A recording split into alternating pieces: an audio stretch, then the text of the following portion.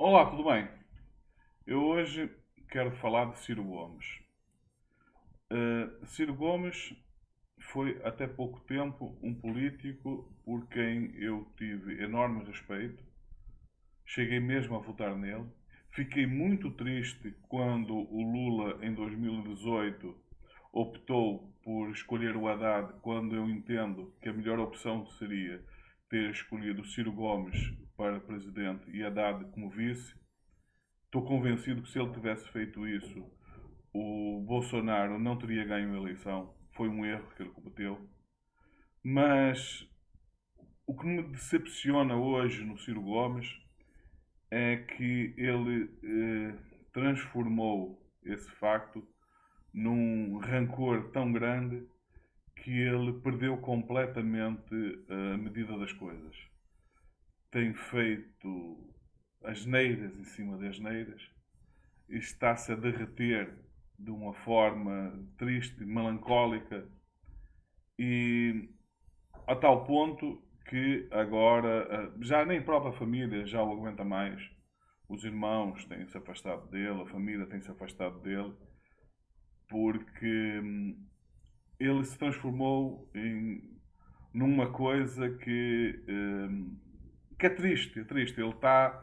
Ele vai se acabar da política de uma forma que não precisava de passar por isso. Eu estou convencido, inclusivamente, que se ele não tivesse todo esse ódio dentro dele que, o, que estivesse a contaminá-lo para agir da maneira que está a agir, ele poderia sim, no futuro, talvez não tão longe como isso, se tornar Presidente da República e poderia até ser um bom Presidente da República. Ou melhor, eu até cheguei a achar que poderia ser um Presidente da República. Hoje, já nem em relação a isso eu tenho mais certeza. Acho mesmo que poderia ter o seu mandato tivesse poderia ter uma vigência muito curta, porque ele dá a entender que ele basicamente ia fazer política da mesma forma que a Dilma, não aceitando qualquer tipo de negociação com o Parlamento. Ele fala mesmo que queria fazer um governo com plebiscito, sendo que o plebiscito nem sequer é vinculativo, mesmo que as pessoas apoiassem as medidas dele, isso não vincula o plenário. O plenário podia perfeitamente não apoiar essas medidas, não há forma dele obrigar a que as coisas fossem apoiadas, portanto, o mais provável é que, mesmo sem ter motivos, ele acabasse tendo que responder por algum crime de responsabilidade, mesmo sem o ter cometido, como a Dilma não cometeu e o seu governo durar muito pouco tempo. Mas eu hoje quero falar desta última campanha, deste último vídeo que ele gravou recentemente sobre o facto do governo ter tido a excelente iniciativa de pagar a dívida que o Bolsonaro não pagou. Cerca, por exemplo, quando o governo apresentou o déficit de 230 bilhões de reais, a direita veio logo falar, bolsonaristas veio logo falar, vejam que desastre e tal. Sendo que só desses 230, só de precatório, que o governo anterior não pagou e que o governo Lula fez questão de pagar, foram 93 bilhões de reais. Não é pouco dinheiro. Em 230 é um valor bastante significativo. Ciro Gomes apresenta aquilo como sendo o maior escândalo, maior que Petrolão, maior do que o Mensalão, o maior escândalo que o país já conheceu. E há, nesse discurso dele, eu tive o cuidado de assistir o vídeo dele com bastante cuidado. O vídeo dele é bastante didático, mas é um vídeo onde ele revela uma falácia muito grande, onde ele omite uma série de coisas que claramente para manipular a mente das pessoas. O que é que ele basicamente diz? Ele basicamente diz o seguinte: o Estado tem uma dívida de 93 bilhões de reais e pagou esses 93 bilhões de reais que vinha do governo anterior. O que acontece? Uma coisa que os bancos fazem recorrentemente, até entre eles, que é a compra de dívidas. Por exemplo, quando foi da crise de 2008, muitos bancos compraram dívidas de outros bancos menores e com isso vieram a beneficiar bastante, porque, claro, comprava a dívida a valor muito inferior. E, basicamente, o que é que os bancos fizeram? Claro que pode-se dizer que isso é uma atitude oportunista da parte dos bancos. Só que o banco faz a proposta, aceita quem quer. E basicamente o que os bancos começaram a fazer é contactar com as pessoas que tinham esses precatórios para receber e propor-lhes pagar-lhes a dívida com um desconto que, segundo ele, não sei se é verdade ou mentira, mas admito perfeitamente que seja verdade, de 50%. Ou seja, imaginem uma pessoa que tivesse 1 milhão de reais para receber, em vez de receber 1 milhão de reais não sabe quando, iria receber, o banco pagava-lhe os 500 mil e aquela dívida passava a ser do banco. Portanto, quando o precatório fosse pago, já não seria a pessoa a receber, quem receberia o banco. Primeiro, isto é um ato completamente voluntário, adire quem quer. Da forma que ele faz as contas, tem logo uma falácia partida.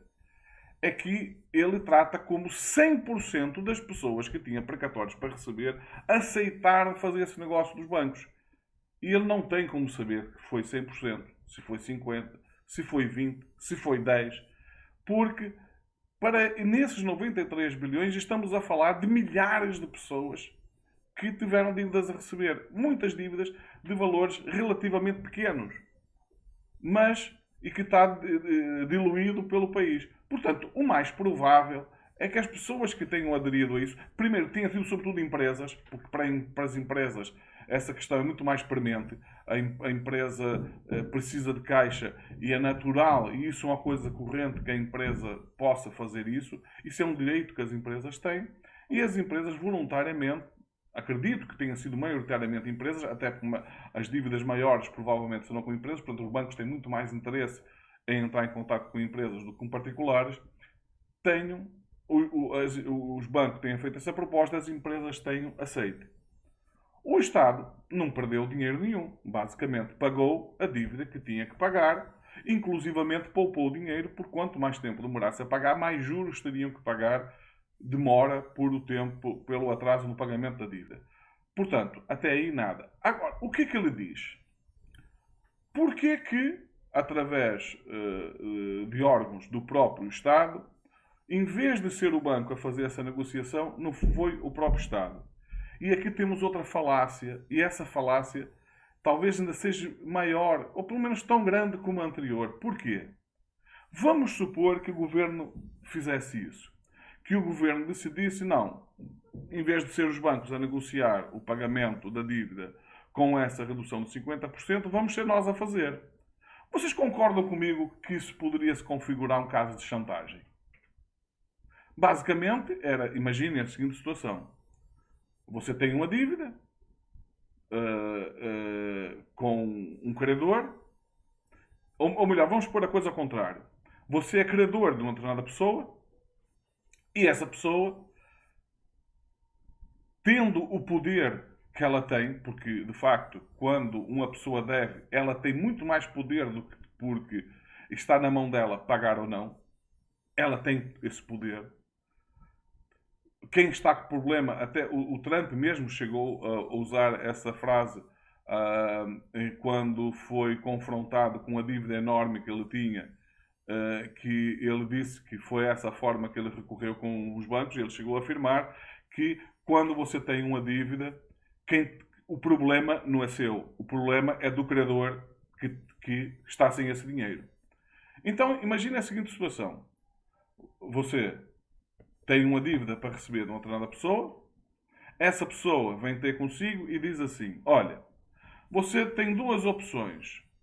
Ou receber a totalidade daquilo que eu lhe devo, não sei quando eu vou lhe poder pagar, ou receber agora, se você aceitar receber só metade. Se você aceitar receber só metade, o que é que você prefere?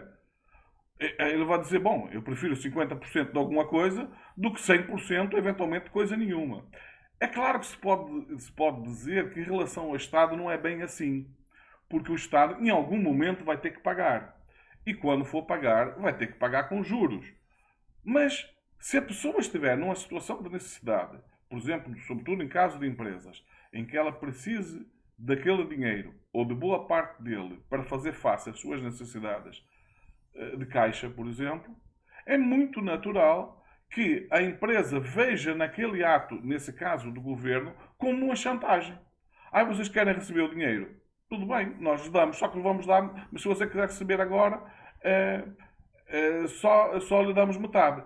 Se quiser receber na totalidade, vai ter que esperar. Reparem que isso podia ser apresentado como uma chantagem. E seria uma chantagem.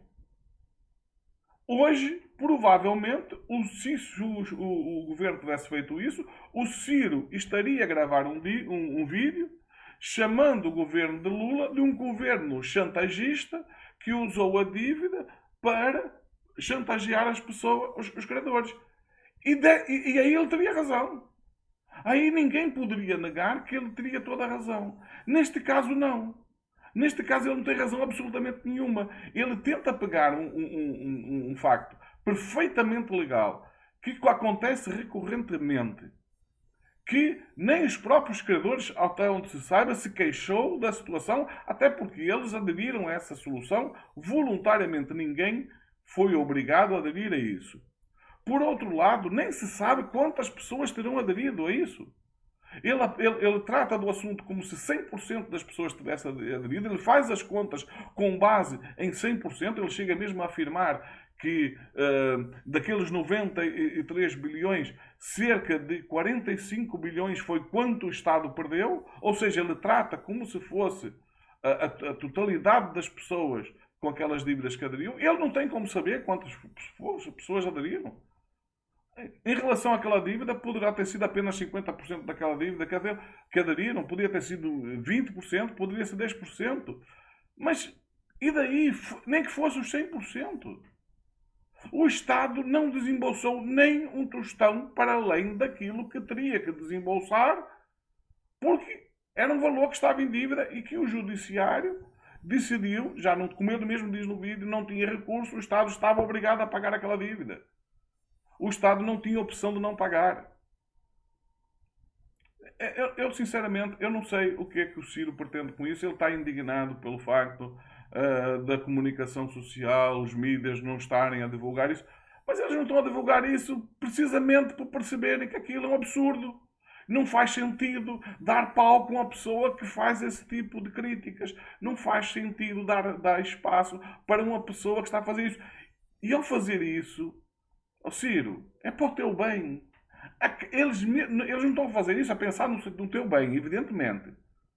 Mas eles acabam por fazer um bem, porque quanto mais evidente ficar que tudo isso não se passa de rancor, não se passa de ódio, mais você vai se atolar na lama que você mesmo plantou e na lama em que você escolheu a opção de pisar e está-se a afundar nela de uma forma triste, melancólica. Não faça isso com você mesmo. Você é muito melhor do que isso. Não precisa insistir e guardar todo esse rancor, todo esse ódio dentro de ti. Pronto, este vídeo era para falar sobre isto. Mais uma vez eu peço para vocês para partilharem isto nas redes sociais, para darem o seu like se gostou, dislike se não gostou, para comentar, diga o que é que você acha, se concorda, se discorda. Eu terei muito gosto de responder aos seus comentários. Fiquem bem, vemos no próximo vídeo.